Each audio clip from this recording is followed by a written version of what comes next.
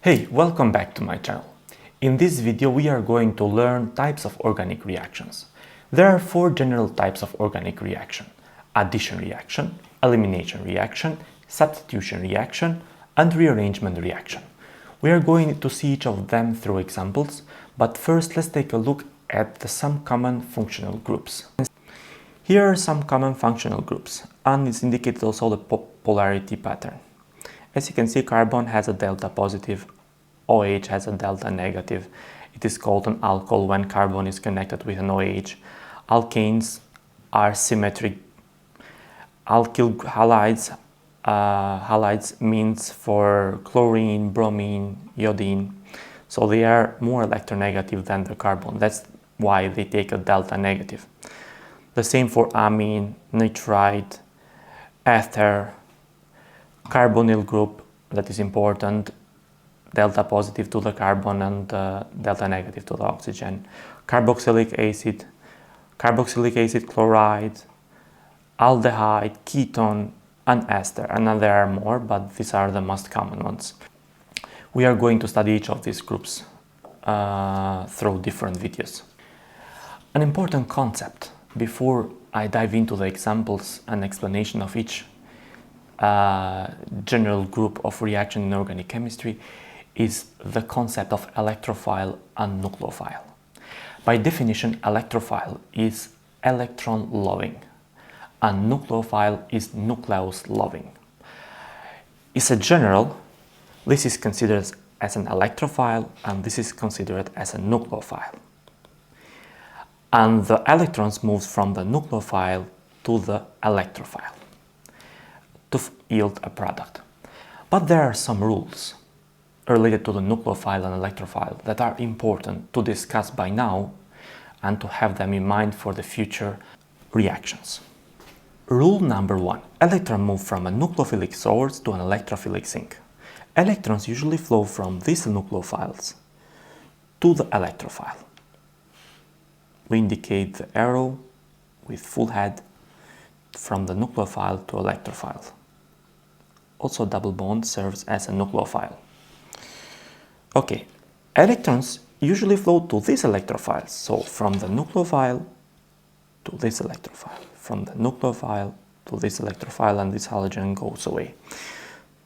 To this nucleophile to this electrophile, from the nucleophile to the electrophile, and this pair moves here. Rule number 2. Nucleophile can be either negatively charged or neutral. In this case, these are the nucleophiles. The first one, as you can see here, is a methoxy group, is negatively charged. And the double bond here that serves as a nucleophile because it's a source of electrons, serves as a neutral nucleophile.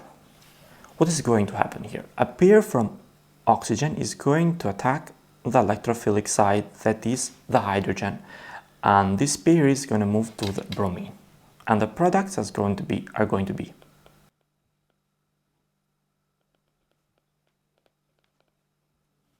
in case of the neutral nucleophile, this double bond attack the hydrogen electrophilic side and this pair moves here.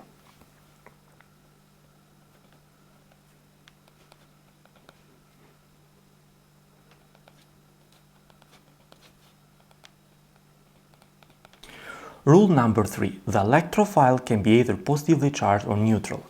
So in this case, these two are the electrophiles. So the nucleophilic side is going to attack the electrophilic side, and this pair here is going to move here to neutralize the electrophile. And here, this is going to attack this one, electrophilic side, and this one is going to move here. Okay? So the products are going to be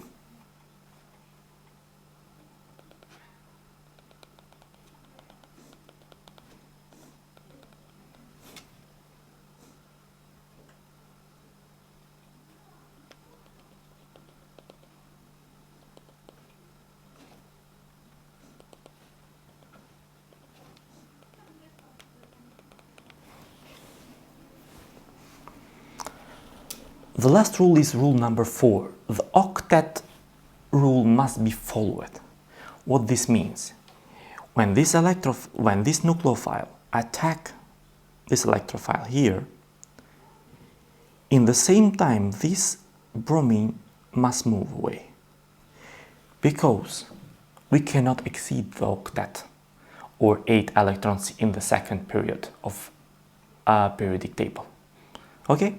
These are the general rules that you have to remind. Let's take a look now to the first class of organic reactions, that are addition reactions that occur when two reactants add together to form a single product with no atoms left over. Let's take a look at an example of this kind of reactions. As you can see here, as a nucleophile is going to serve the double bond as a provider of electrons, and the electrophile is going to serve the HBr. How the addition is going to occur? First, this nucleophilic site is going to attack the electrophilic site, that is the hydrogen here. And this pair here, in order to preserve the octet rule, must leave. So what are going to be the products at this step?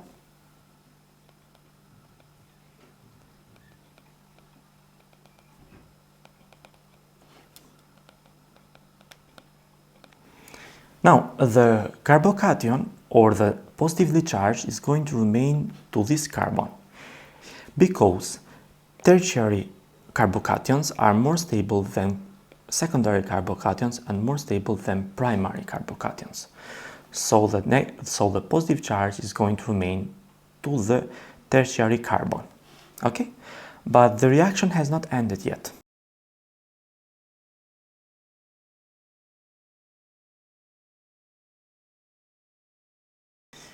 Now, the bromine serves as a nucleophile by attacking the tertiary carbon. So, what is going to be the product?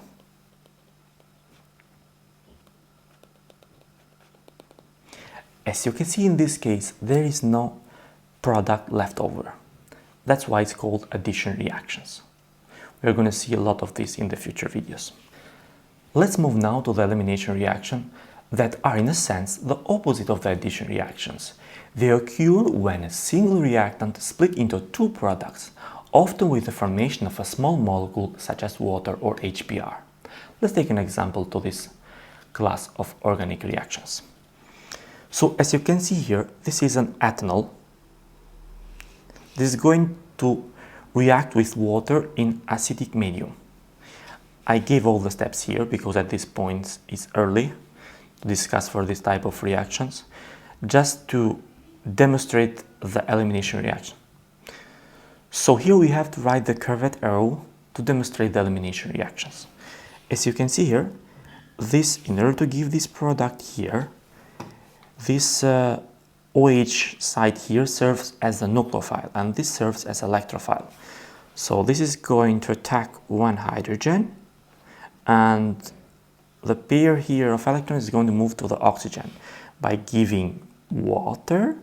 Water now serves as a nucleophile by attacking this hydrogen here, and this pair is going to move here to serve as a double bond, and in order to preserve the octet, this pair is going to move to the oxygen. Okay? And the remaining product is the ethane with a double bond and water molecule and the acidic medium. As you can see here, we have the elimination of small molecule, in this case water. These are called elimination reactions. Again, we will see a lot of this in the future video. Let's move now to the third class of the organic reaction, that are substitution reactions, that occur when two reactants exchange parts to give two new products. Let's take a look at this example.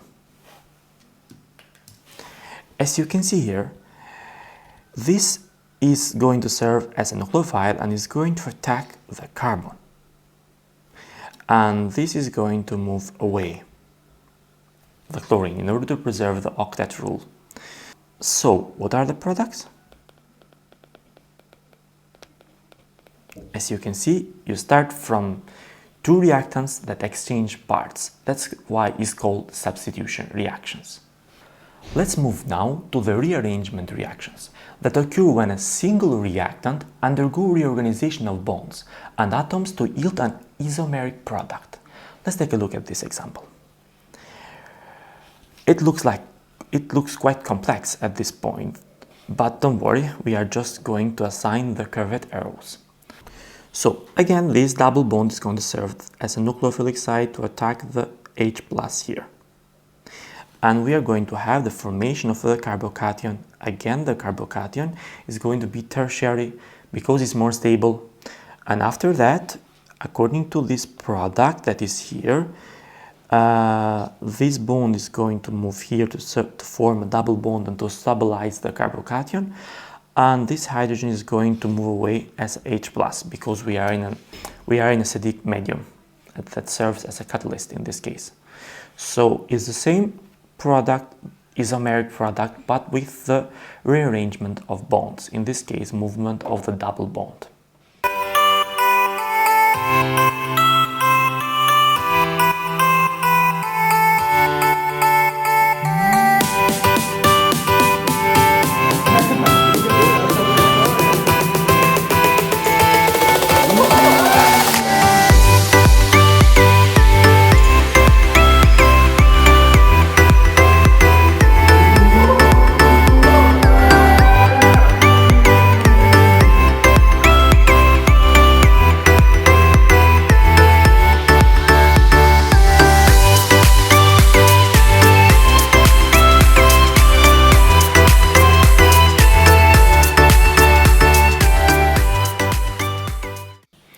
In organic chemistry, practice is the best tool to learn. So let's get more practice in these other examples. Let's take a look at the first one. You see that the nucleophile serves the first one, and the electrophilic site is going to be one part of this molecule. So in order for this reaction to happen, this nucleophile is going to attack one hydrogen here, and this lone pair here is going to move here to form a double bond, and this bromine is going to move away in order to preserve the octet, because carbon is the second row. It cannot exceed the octet. So the products of this reaction are